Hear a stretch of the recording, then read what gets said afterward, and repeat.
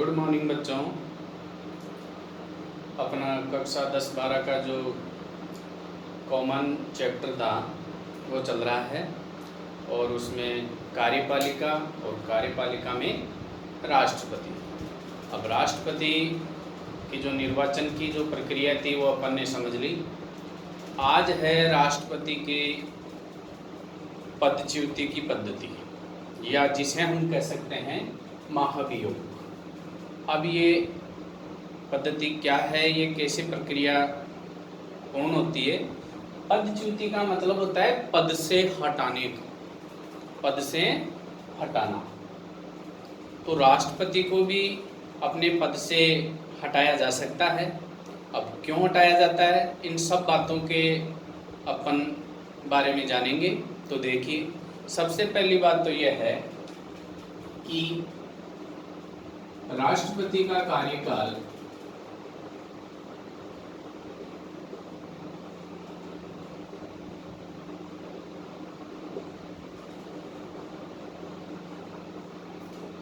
पाँच वर्ष का होता है।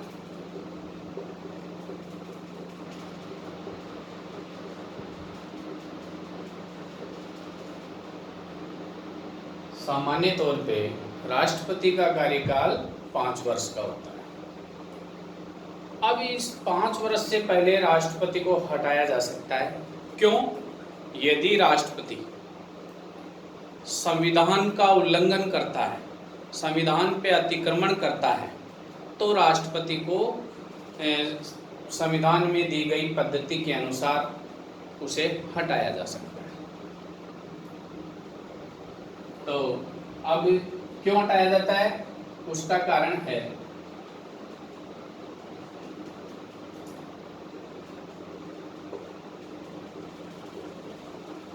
संविधान का उल्लंघन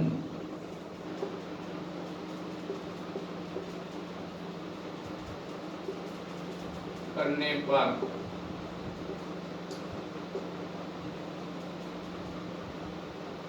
संविधान का उल्लंघन करने पर अनुच्छेद 61 के आधार पर राष्ट्रपति को जो हटाने की प्रक्रिया है, जो पदच्युति की पद्धति है, जो महाभियोग है, वो अनुच्छेद 61 के अनुसार लगता है। तो अनुच्छेद 61 के द्वारा संसद में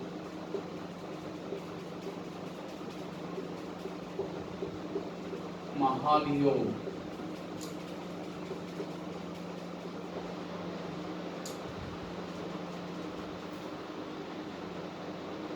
लाकर हटाया जा सकता है। तो क्यों हटा सकते हैं? संविधान का उल्लंघन करने पर। किस अनुच्छेद के तहत हटाया जाता है? अनुच्छेद 61 के द्वारा। किस पद्धति से? महाभियोग लाकर। और वो कहाँ पे लाया जाता है? संसद में। और संसद में भी यह ध्यान रखो, किसी भी सदन में राष्ट्रपति के विरुद्ध महाभियोग ला सकते हैं, किसी भी सदन में।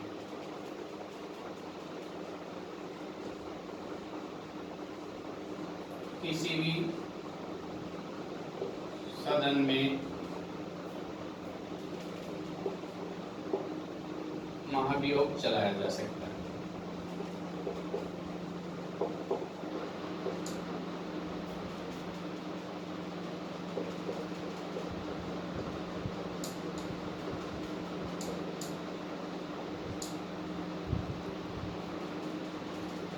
देखो बच्चों, अपन ने पढ़ा था कि उपराष्ट्रपति को हटाने के लिए सबसे पहले प्रस्ताव राज्यसभा में लाया जाता है, लेकिन राष्ट्रपति को हटाने के लिए संसद के किसी भी सदन में, चाहे लोकसभा में पहले या राज्यसभा में पहले महाभियोग चलाया जाता है।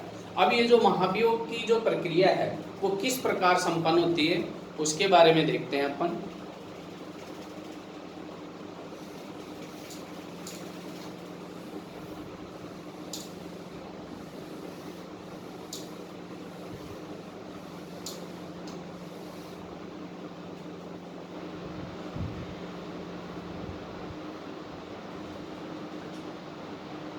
अभियोग चलाने वाले सदन में अनुमति के लिए उस सदन की जो अधिकतम संख्या है उसके 1/4 सदस्यों के हस्ताक्षर होने आवश्यक है।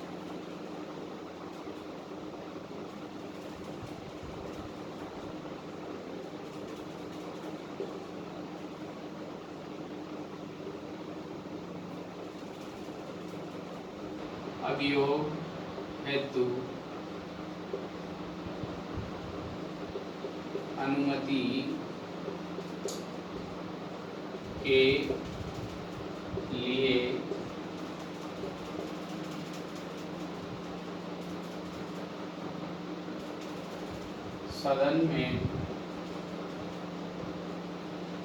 सदन कौन सा, जहाँ पर सबसे पहले वो अभियोग चलाया जाएगा, चाहे लोकसभा हो चाहे राज्यसभा हो। तो अभियोग हेतु अनुमति के लिए सदन में कुल सदस्य संख्या की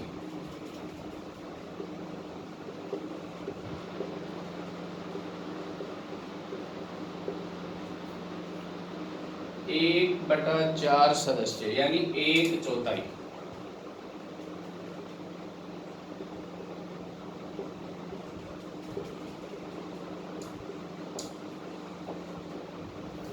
हस्ताक्षर आवश्यक है।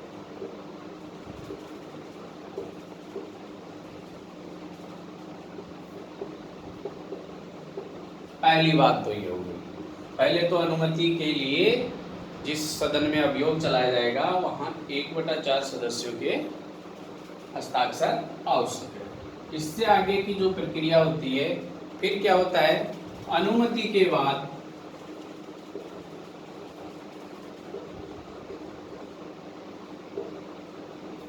अनुमति के बाद 14 दिन बाद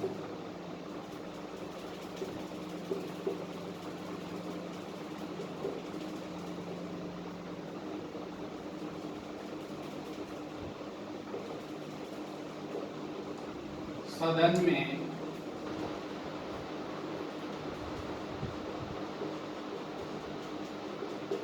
अभियोग पर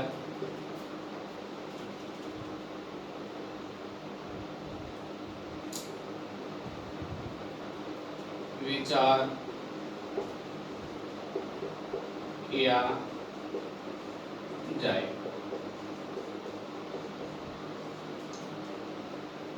अनुमति मिल गई एक सदन में 1/4 सदस्यों के हस्ताक्षर हो गए, तो उसके बाद 14 दिन के बाद सदन में अभियोग पर विचार किया जाएगा। इसको हम ऐसे भी कह सकते हैं कि जिस राष्ट्रपति पे महाभियोग लाया जा रहा है उसको 14 दिन पूर्व सूचित करना होता है। तो अनुमति मिलेगी, राष्ट्रपति को सूचित किया जाएगा, उसके 14 दिन बाद फिर उस पर विचार किया जाएगा।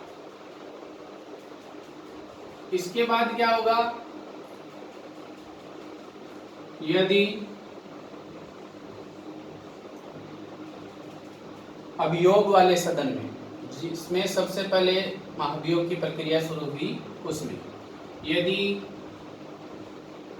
सदन में 2/3 बहुमत से प्रस्ताव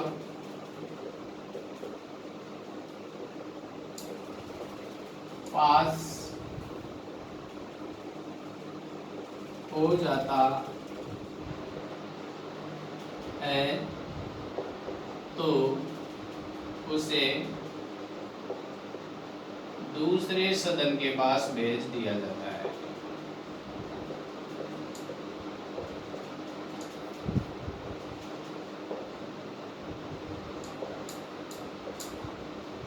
भेजा जाता है। ये प्रथम सदन की प्रक्रिया होगी। यदि सदन में 2/3 बहुमत से प्रस्ताव पास हो जाता है तो फिर उसे दूसरे सदन के पास भेजा जाता है। अब दूसरे सदन में क्या होता है, दूसरा सदन या तो स्वयं उसकी जांच करेगा या कोई विशेष समिति नियुक्त करेगा, फिर उस पर विचार करेगा। दूसरा सदन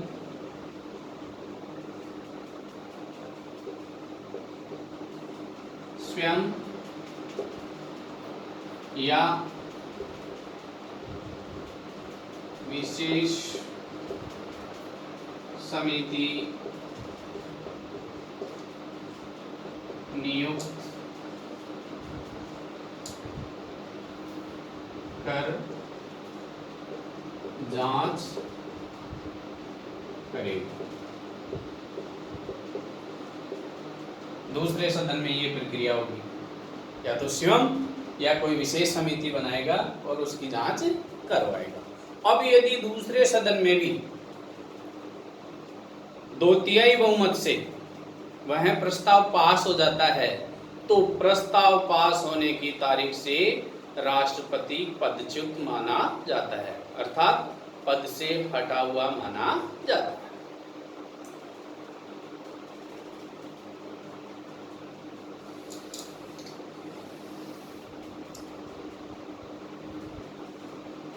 यदि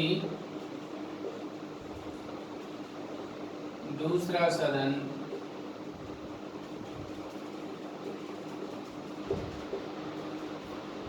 भी 2/3 बहुमत से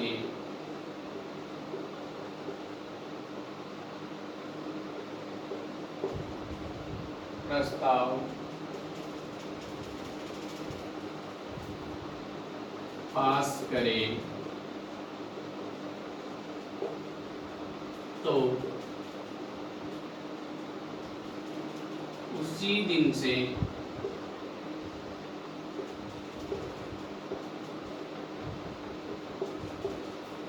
राष्ट्रपति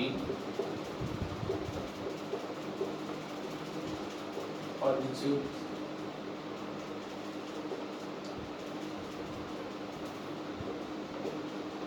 माना जाता है। ये राष्ट्रपति को हटाने की या जो महाभियोग की, जो इम्पीचमेंट की जो प्रक्रिया है, वो इस प्रकार है। तो कक्षा 10 में विशेष रूप से इसके बारे में पूछ सकते हैं। बड़ा प्रश्न या लघुत्तर प्रश्न या छोटे प्रश्न भी पूछ लेता है कि राष्ट्रपति को हटाने के लिए जिस सदन में अनुमति ली जा रही है प्रथम बार, उसमें कितने सदस्यों की हस्ताक्षर आवश्यक है? 1/4। उस सदन के जो अंतिम कुल संख्या है उसके 1/4 सदस्यों के हस्ताक्षर आवश्यक है। कितना बहुमत पास होने पे प्रस्ताव पास माना जाता है? 2/3 बहुमत से प्रस्ताव पास माना जाता है। इस प्रकार किसी भी प्रकार से वो प्रश्न पूछ सकते हैं। तो ये कंपटीशन एग्जाम के लिए और कक्षा 10-12 के लिए विशेष है। आज का बस इतना ही। आगे अपन पढ़ेंगे राष्ट्रपति के कार्य तथा शक्ति।